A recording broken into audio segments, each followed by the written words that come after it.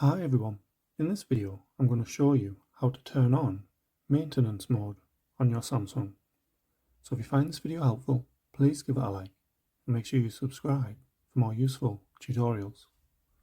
So what you'll need to do is open up settings and scroll down until you see device care, so you want to click on that.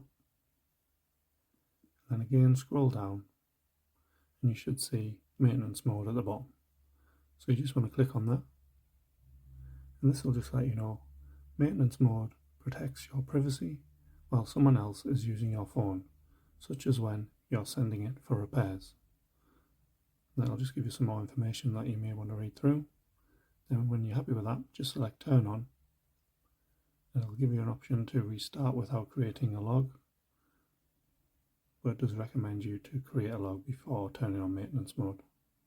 So if you're happy with that, all you'll have to do is press restart and that will turn on maintenance mode for you.